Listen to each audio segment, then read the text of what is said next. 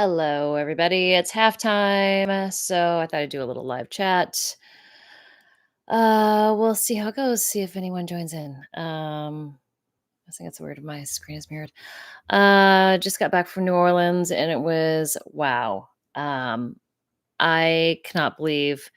I mean, I can believe, but how many 49ers fans were there?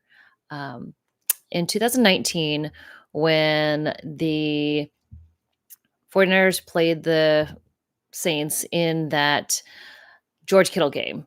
Um, there were a lot of 49ers fans there, and it was loud. And uh, a Saints reporter who was sitting next to me said, "This is the loudest in a way fan group has been since I've been covering the team," which just says a lot. That was in 2019. There were so many more 49ers fans this year than in 2019 that I was surprised. So I get a report from Vivid Seats, and they tell me how many tickets they feel are being sold to 49ers fans. So I didn't really believe them because in two like last week in Seattle, they're like, "Oh, it's 53% Niners fans and it's the rest is going to be Seahawks." So I was expecting to have almost, over half red in Seattle, and it was not. I would say it was probably 35 or 40%. But what's crazy is the lower bowl in Seattle was completely red. So Niners fans spent way more money than Seattle fans did, bought those nice tickets down in the lower bowl, and they really were loud. I mean, it was pretty loud, but it wasn't 53%. So when Vivid Seats told me it was going to be 55% Niners fans and 45% Saints fans, I was like, oh, right. You guys kind of exaggerated last week. But I gotta tell you, it was probably more. It was probably 60% Niners fans at least, and 40% Saints fans. It was so red in the Superdome, and I've never seen anything like it before. It was crazy, and everywhere you went, very nice people recognized me and said hi, and I took some pictures with people. So, yeah, they were really loud. They're also very, very nice, very happy. Um, I went to Bourbon Street once during the late afternoon because it's a little chaotic for me. I think it's too many people. I've outgrown that part. I've done that, and I just don't need to be around that many people that are drunk. But it sounds like everybody had a great time. Yeah, loud and proud, and yeah, it was crazy. And what a crowd! I mean, like it was I just have never seen, and the Saints are known for having a really strong home field advantage, and it's just they're not a great team right now. I think that's part of it, but the Niners fans travel so well, and it was great to see everybody everywhere I went, Niners fans. And I always do kind of a list of places to go, and I saw Niners fans everywhere I went. I did not a huge like beignet fan, but I was like, okay, I just need one. Went to Cafe Du Monde today, had like one beignet. They give you three, you can't choose just one. Little iced coffee. Went to Cochon the Butcher, which is one of my favorite restaurants down there. If you're ever in New Orleans, go to Cochon the Butcher and any of their sister restaurants. So good. Ate well, drank well. Saw great football, and it was a good showing by the 49ers. And you think about how many guys are missing, and the fact that they are 2-0 with a lot of guys out is really positive. I know it's not a completely um none of the games have been blowouts. None of the games have been like, okay, complete domination by the 49ers, but there are a lot of positives. And for them to have so many people out, just think one more game without Demarcus Robinson.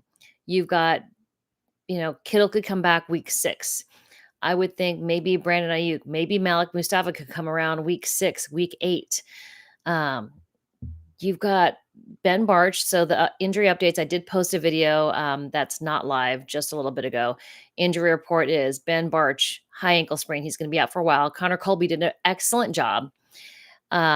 So he went in and allowed no pressures. Connor Colby did a really good job. I mean, Ben Barch is great. Spencer Burford, though, came in for special teams. He hurt his knee, so they're going to reevaluate that this week. Juwan Jennings, ankle injury. Juwan Jennings, what a stud, playing with a shoulder injury and an ankle injury.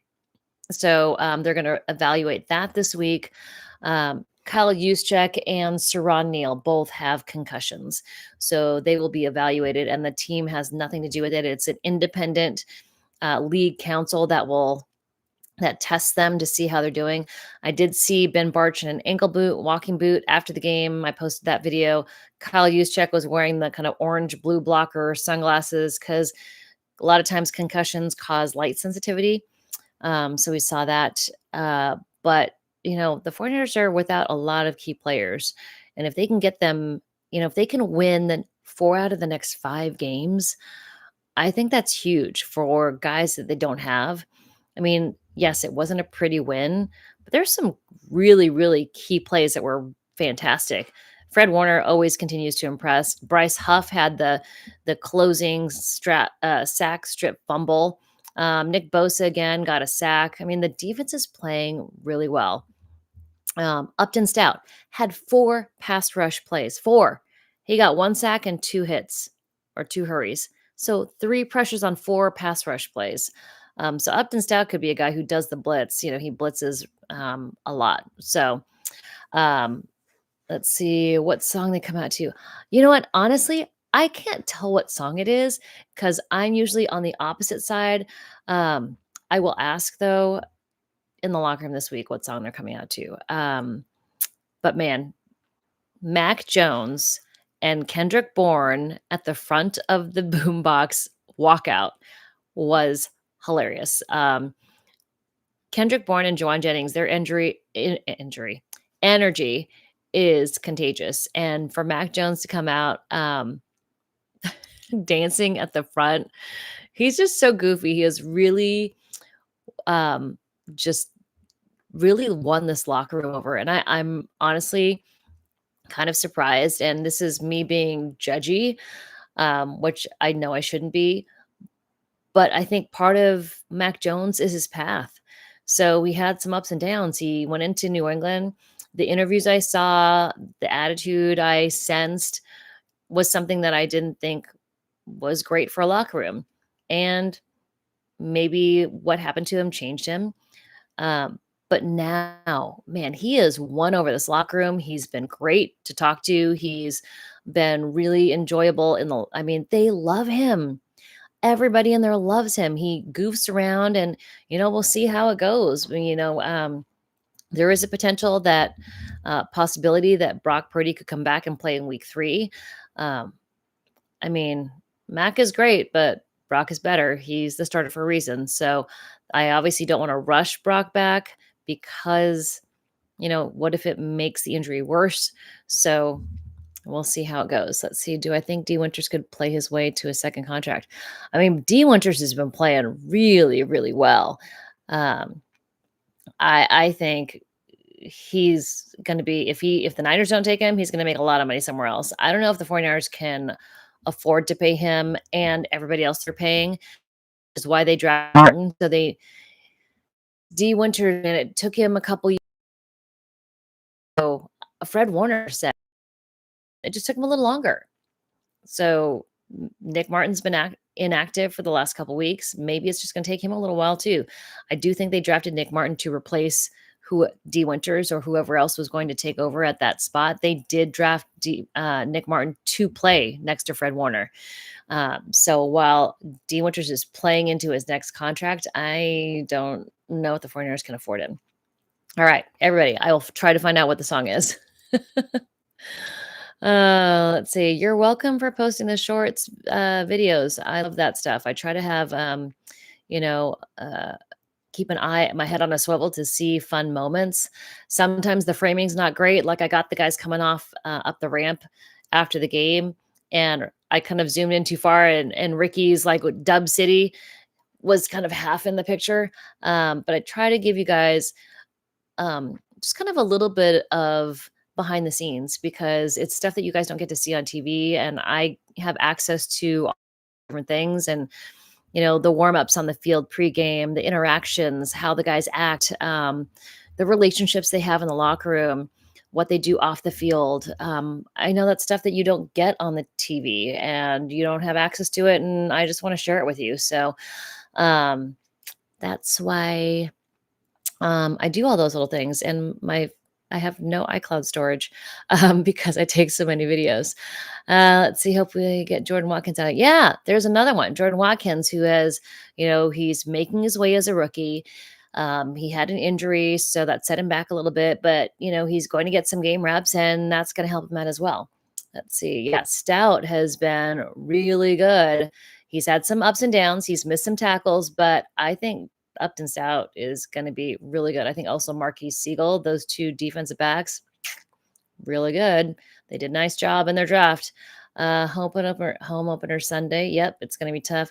Kyler Murray, he's the squirrel. DeForest Buckner named him the squirrel, and he is the squirrel. Let's see. I don't think I can eat any more Big Macs. Yeah, don't eat Big Macs. Go to In-N-Out. Eat animal style. It's better. All right. Well, the game started again. It's the Chargers versus the Raiders, and it's hilarious because there's so much chatter about Pete Carroll versus Jim Harbaugh. And I mean, I'm a USC grad, so I was I was there watching the whole Jim Harbaugh when he ran up the score on Pete Carroll. Oh my gosh. Pete Carroll was like, "What the F are you doing?" It was rude. You don't need to run the score up. Like, you could have kicked field goals. You could have kept running the ball, but he was throwing the ball all over the place because it's Jim Harbaugh. And then they went into the pros, and Pete was with the Seattle Seahawks, and Jim was with the Niners, and the What's My Deal game. I was at that game. That was nuts. Yeah, they're crazy. And so now they're Chargers and Raiders, and they're just always at each other. Geno Smith and Genty. Genty is now Gene's had his good moments and bad moments, but I was listening to yeah, he's a little older, but he doesn't have as many starts under his belt. So, he's got younger legs. So interesting there. So let's see. All right. You guys have any other questions? We'll find out more on the injury front from Kyle on Wednesday. No one asked about Brock Purdy. I was on a phone. I was on a phone. I was on a plane, so I couldn't be on the phone call. I listened to it and then did the injury report, but no one asked about Brock Purdy. Kyle Shanahan said that Brock Purdy could come back next week. So we'll see. Any questions? Any questions? There's 24 of you watching live. Anything? You got anything for me? Put it in the chat. Chat there. But yeah, it looks like Ben Barch is out for a while. Connor Cole did an excellent job, so he'll be in there. Yeah. Jordan Watkins, one more week, Demarcus Robinson can come back. Joan Jennings is like freaking powering through. Kendrick Bourne was on the field for like 30 snaps. I just saw something that said Nick Bosa, all of 6 Nick Bosa's pressures were against the same left tackle. And so the Saints just let the left tackle, be out there on an island and have to deal with Nick Bosa. I would not want to be a left tackle facing Nick Bosa. Just saying. Do you think we drafted faster safeties and linebackers to catch Kyler? Well, to catch anybody, really. I mean, it was just to, they knew they were going to have to replace Talanoa Hufanga. Oh, this is a fun development from the game. Jair Brown playing the big nickel. So Jair Brown was playing the weak side linebacker spot, kind of a linebacker hybrid safety, and they call it the big nickel. So you'd have Luke Gifford in there for a play. You'd have Jair Brown in there for a play. And I think this is great for Jair Brown because he has had struggles. He had a really good first year with Steve Wilkes as his defensive coordinator. And then he left, and Nick Sorensen didn't really know what to do with him. And then now they're finding ways to insert him. I think this is really good for Jair Brown. I think this is going to turn his career around. And so, I mean, he did a great job at Big Nickel. So I thought that was really interesting how they moved that around. And then Upton Stout is the true nickel. And I talked to Jair afterwards. He said, I really love it. He's like, this is what I did in college. He's like, I think this is what's going to happen. I'll be this big nickel hybrid linebacker role. Upton Stout will be the nickel. So I thought that was a really creative way to use Jerry Brown. I think it's going to boost his confidence because I think that's what he needs. What do you want to see from us to be able to improve in what way? I want to see the young guys improve. Alfred Collins, CJ West. Neither of those guys had any pressures, but man, you're seeing stuff out of Michael Williams. He's improving, and I think he's going to be a real stud. I mean, Michael Williams from week 1 to week 2, already 3 pressures, 3 hurries, 4 tackles. Last week, 1 tackle. So really, really moving up. Let's see. Matt has FOMO hearing me talk about my away games. Yeah, a little bit, a little bit. He misses it, especially when it's like a place it's not going to be excitement about going to Cleveland or Los Angeles, but um, definitely missing out on going to New Orleans because he loves New Orleans. Do we know if Drew Moss is hurt? Has he been a healthy scratch? He's been inactive. So I think he's on the practice squad. Or is he? No, he's not. Why can't I remember? He's been inactive. Let's see. Any idea why Nick Martin isn't playing yet? I think Nick Martin is just, they've got Curtis Robinson who plays a lot of special teams. I don't think Nick Martin does special teams as well. So D Winters has been playing lights out. So I think that's why Nick Martin hasn't been getting his time yet. Pooney almost got hurt. He has the knee. It's getting better, but he hurt his knee in the last, during preseason and then kind of landed on it quite a bit in week 1. And so he's working through it. Who is the backup to the backup? At what position? Let's see. Thanks again. We appreciate everything. Oh, thank you. Yes, I will find out the song. And at some point this week, not tomorrow, because we don't have any access tomorrow. It's closed tomorrow. We're closed tomorrow. If Mac Jones lights it up on Sunday, we are going to have an uncomfortable conversation. No, Brock Purdy is the starter, and Brock Purdy is Brock Purdy. Okay, this is one thing you can. This is why Brock Purdy is a starter. Go back and watch the game.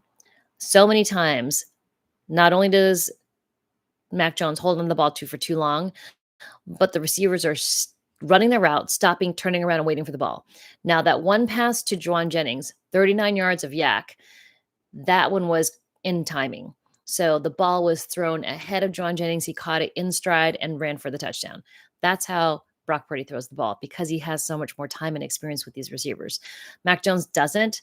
And so we saw a lot of guys running around, stop, turn around, wait for the ball to get there. So not great with timing yet. I know it's his first start with the Niners and it's a new system for him, but that's why Brock's the starter. Backup at the backup for O-line. Is that what we're talking about? It is. So they've got Spencer Burford's hurt. Ben Barch is hurt. So Connor Colby's in. Nick Zakel is still there.